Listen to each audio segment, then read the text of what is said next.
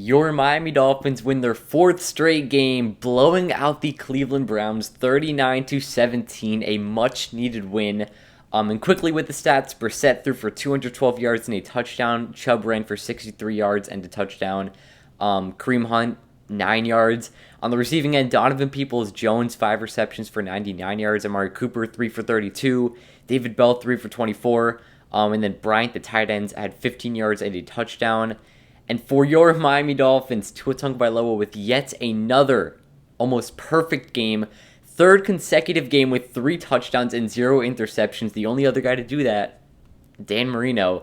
25 for 32, 285 yards, 3 TDs, 0 interceptions. Even Skylar Thompson was in there for 17 yards, 1 completion. Jeff Wilson, 17 carries for 119 yards and a touchdown.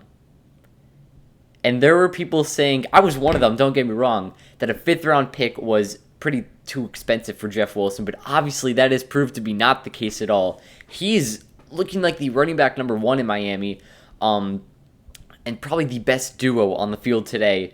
Raheem Mostert, 8 carries for 65 yards and a touchdown as well.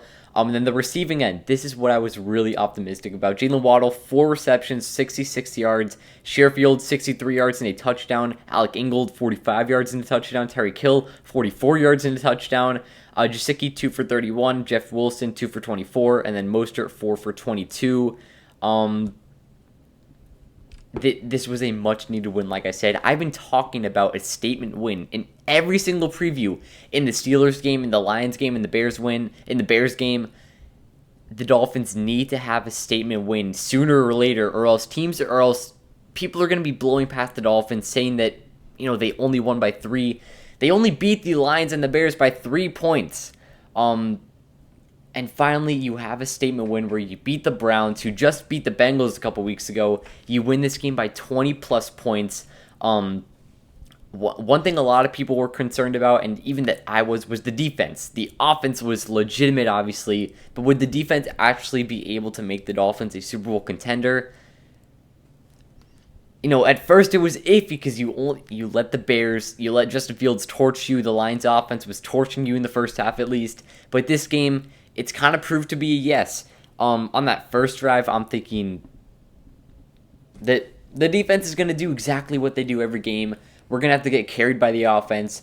A great return, special teams with an awful play, and then Jacoby Brissett goes like 30 yards downfield. They easily get into the end zone on the first drive. Dolphins, of course, answer back. Tua with an incredible fake at the goal line on that first drive. The Dolphins answered back, and then after that, I think that we ended up getting a stop. Whatever it was, the Dolphins dominated all game. Like, after they scored 7 points on that first drive, the next time they scored is when the Dolphins were up like 24-7. Or was it, I think it was 24-7 or something like that. The Dolphins really had control the whole entire game, which is what I love to see. Like I said, with that defense, the defense impressed me. I was concerned on that first drive, but after that, they really shut things down. And that's something that we've needed to see all game, all season.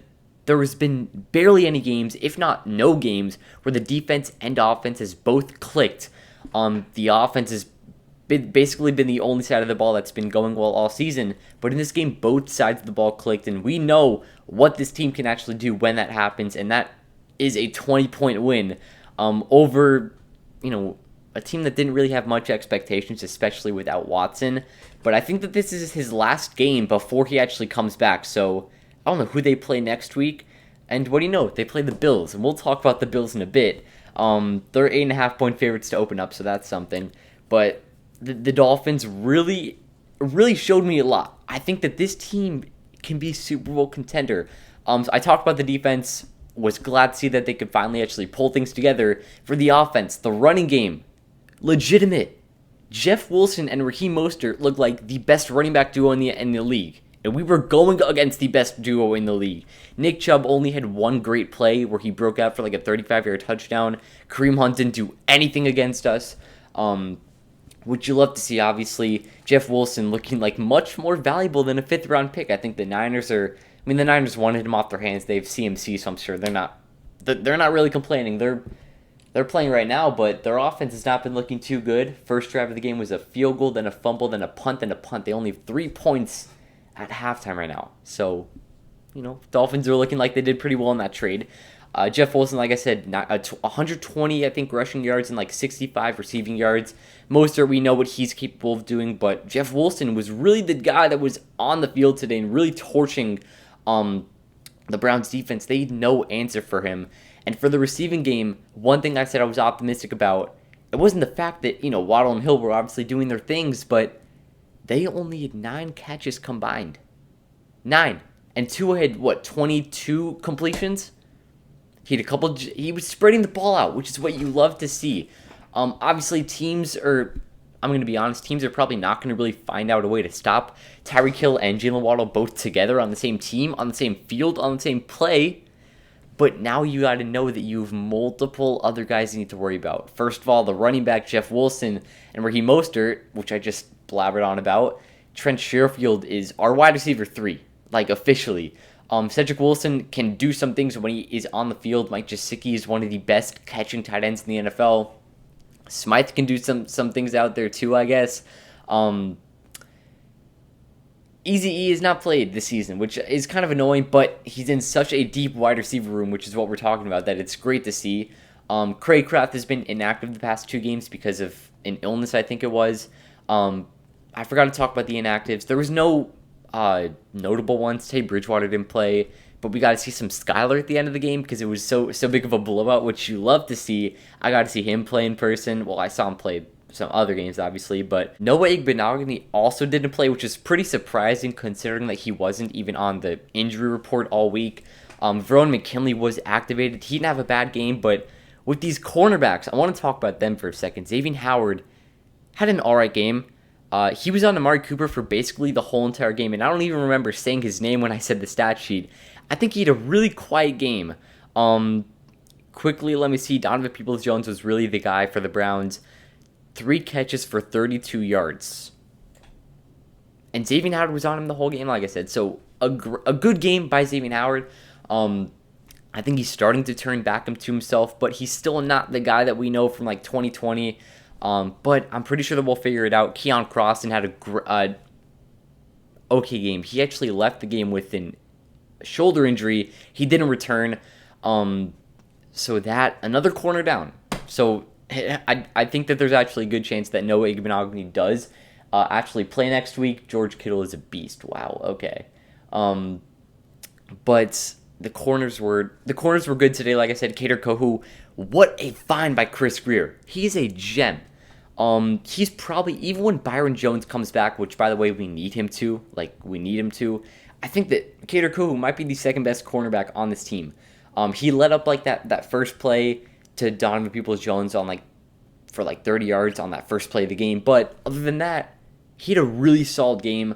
And also talking about the injuries, Emmanuel Ogbah out for the season with the torn triceps. He's going to get surgery. Sucks so much. He's only in that first year of the 4-year, $65 million contract. Just so annoying with all the injuries that this team has had to go through. Brandon Jones, Byron Jones, now Ogbah. First of all, Trey Flowers.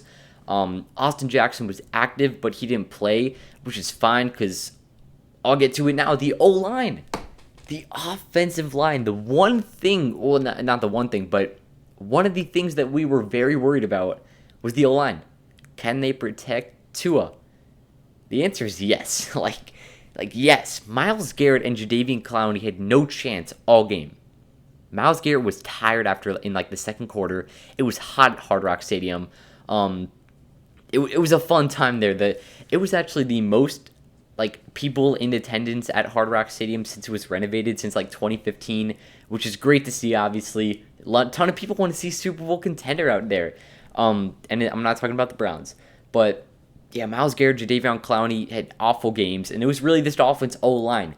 And it was Armstead actually walked off the field at some point in the second or third quarter. I don't really know if he came back, but whether or not he did, we had 3 backup O-line in the point at some game today, or in the game at some point today, which is great to see. Brandon Shell, who's really solidified his spot as right tackle. Robert Jones is looking really good as left tackle. I don't think Liam Eichenberg is getting his spot back. Austin Jackson was active today and didn't even play, so he might not be getting his spot back.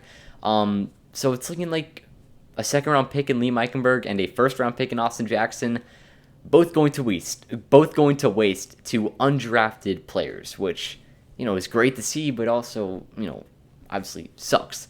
But maybe we'll end up trading them at some point this offseason. We'll see what happens. But and last but not least, Tua. Tua actually has a legitimate chance to win MVP. He may not because of those 3 games, but he's a big-time candidate to win midseason MVP, and especially, after this 3 touchdown, 0 interception game once again against this Browns defense, it may go even further. But Tua has been phenomenal this season, and I think that he's like unanimously the MVP so far this season if he's able to play in those 3 games that he missed. The Dolphins are 7-3 now, and all 3 games that we lost were without him.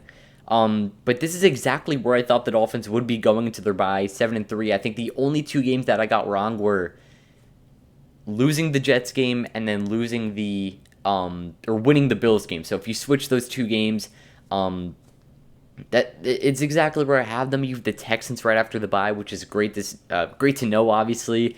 And then you have that tough stretch, obviously, Niners, Chargers, Bills, Packers, Patriots, Jets. I've said it multiple times, but it's important. The Niners are playing right now, and they only have 3 points. It's about to be the 2-minute warning against the Chargers, and the Chargers haven't been looking that great either.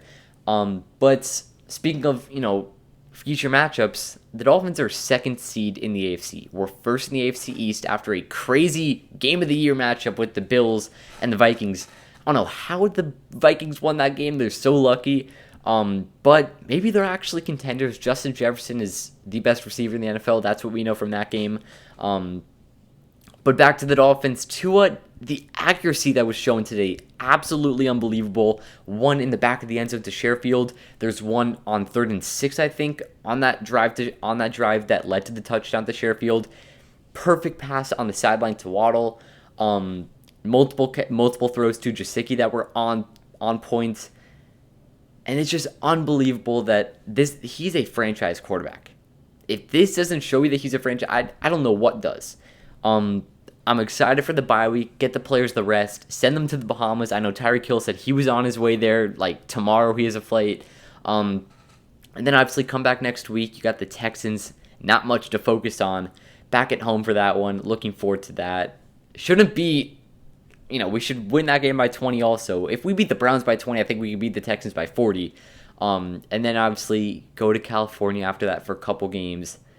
That is when the season gets really tough, and that's when you know whether the Dolphins were actually legit or not. But that'll wrap up. The Dolphins are 7-3, 4 in a row, and I'm so happy about the season. Hey, 1st in the AFC East. There's not many things that you can be disappointed about. McDaniel's looking like the guy in Miami. But like I said, that'll wrap up. Hope you guys enjoyed. Have a great day. Peace.